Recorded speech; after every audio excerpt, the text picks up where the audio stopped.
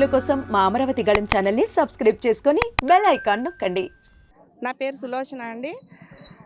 వైద్య ఆరోగ్య శాఖలో గత 17 సంవత్సరాల పైనుంచి కూడా కాంట్రాక్ట్ పద్ధతిలో పనిచేస్తున్నటువంటి స్టాఫ్ నర్సులకి అన్యాయం జరుగుతుంది. ఈ రోజున ఆ అన్యాయం గురించి ఈ రోజున మంత్రివర్యులు నారా లోకేష్ గారికి మేము తెలియపరచడానికి వచ్చాము. ఇదివరకే మేము 3 సార్లు మేము తెలియపరచడం జరిగింది. గత ప్రభుత్వం తీసుకున్నటువంటి తప్పుడు నిర్ణయం ఏదైతే ఉందో ఏఎన్ఎంలుగా ఉన్న వారిని జిఎన్ఎంలుగా ప్రమోషన్ చేయడం కోసమని స్టాఫ్ నర్సుల యొక్క పోస్టుల్ని ఏఎన్ఎంలకి ఇచ్చే ప్రక్రియ జరుగుతుంది. కాబట్టి అది కనుక జరిగితే మా స్టాఫ్ నర్సుల యొక్క కుటుంబాలు మా యొక్క ఉద్యోగాలు కూడా నష్టపోయి మేము ఆత్మహత్యలు చేసుకునే పరిస్థితికి వస్తుంది. కాబట్టి ఈ విషయాన్ని మేము మంత్రివర్యులకి తెలియజేసి తక్షణమే చర్య తీసుకుని ఆ యొక్క ఏఎన్ఎం టు జిఎన్ఎం యొక్క ప్రక్రియని ఆపించాలని చెప్పేసి మేము తెలియపరచడం కోసం ఈ రోజున మేము ప్రజా దర్బార్కి వచ్చి తెలియజేసుకున్నాము. మేము కరోనా సమయంలో కూడా ప్రాణాలు తెగించి అనేక మంది స్టాఫ్ ప్రాణాలు కోల్పోయి మేము సర్వీసులు అందించాము. ఇది అతి కీలకమైనటువంటి సర్వీసు. ఎమర్జెన్సీ సర్వీసులో మేము 17 సంవత్సరాల పైనుంచి పనిచేస్తున్నాము.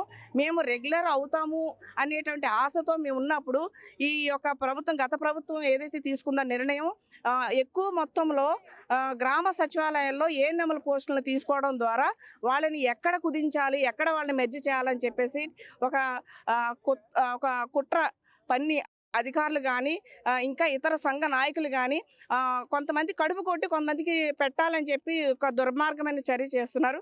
కాబట్టి దీన్ని మేము ప్రభుత్వం దృష్టికి మంత్రుల దృష్టికి తీసుకెళ్ళి మాకు న్యాయం జరిగే విధంగా మేము వాళ్ళకి విజ్ఞప్తి తెలియజేసుకోవడానికి ఈ రోజున ప్రజా దర్బార్కి రావడం జరిగింది. మేము అనేక జిల్లాల నుంచి వచ్చాము. కడప, వైజాగ్, అలాగే పశ్చిమ గోదావరి, విజయవాడ అన్ని చోట్ల నుంచి కూడా మేము రావడం జరిగింది ఈ రోజున. కాబట్టి మంత్రి గారు దీని మీద వెంటనే తక్షణ చర్య తీసుకుని దీనికి మాకు న్యాయం జరిగే విధంగా చర్యలు తీసుకోవాలని చెప్పి మేము తెలియజేసుకుంటున్నాము. ధన్యవాదాలు. నా పేరు జి కమాల్బి. నేను కడప నుంచి వచ్చాను. నేను కూడా 14 సంవత్సరాలు సర్వీస్ నుంచి చేస్తున్న స్టాఫ్ నర్స్నే. కానీ ఇప్పుడు ఏం జరుగుతుందంటే ఏఎన్ఎం అని చెప్పేసి స్కిల్ డెవలప్మెంట్ పేరుతో వాళ్ళకి 1.5 ఇయర్ ట్రైనింగ్ ఇచ్చేసి స్టాఫ్ నర్స్ ప్రమోషన్ ఇచ్చేయాలని చెప్పేసి గవర్నమెంట్ నిర్ణయించడం జరుగుతుంది. దీనిపైన ఆల్రెడీ కేసు నడుస్తుంది. మేము 2023లో కేసు వేసాము. ఆల్రెడీ కేసు నడుస్తుండగానే ఈ హడావుడిగా గత ప్రభుత్వం మొదలుపెట్టిన దీన్ని ఈ ప్రభుత్వంలో కూడా కొందరు అధికారులు, కొందరు పెద్ద పెద్ద యూనియన్స్ చొరవ తీసుకొని అదే పనిగా ఈ విషయాన్ని గత నెలలోనే వాళ్ళను రిలీవ్ చేయాల్సింది. కానీ మళ్ళీ 1 నెల ఎక్స్టెన్షన్ తీసుకొని వాళ్ళని ట్రైనింగ్లోనే కొనసాగిస్తున్నారు.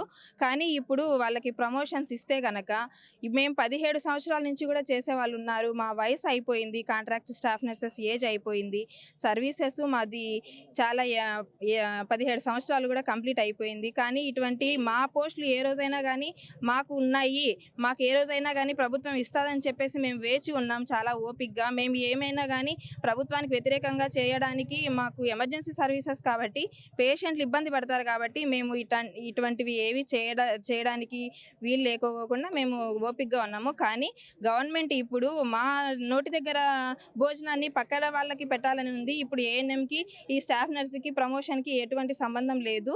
కానీ ఇటువంటి చర్య చేస్తున్నారు. దీన్ని ఎమర్జెన్సీగా ఆపుతారని చెప్పేసి లోకేష్ సార్ దగ్గరికి ఈరోజు ప్రజా దర్బార్లోకి వచ్చాము. కానీ ఇది మంత్రివర్యులకి, ఆరోగ్య శాఖ మంత్రివర్యులకి తెలియజేస్తామని చెప్పారు. కానీ మాకు సమయం లేదు. ఇటువంటి పరిస్థితి కానీ ఏదైనా జరిగిందంటే రాష్ట్రంలో ఉండే కాంట్రాక్ట్ స్టాఫ్ నర్సెస్ అందరూ అవమానంతో మేము ఆత్మహత్య చేసుకునే పరిస్థితులు కూడా వస్తాయి. ఇంతతో ఇది ఆగదండి. కాబట్టి దీన్ని ఎమర్జెన్సీగా ఆపాలని చెప్పి విజ్ఞప్తి చేస్తున్నాము.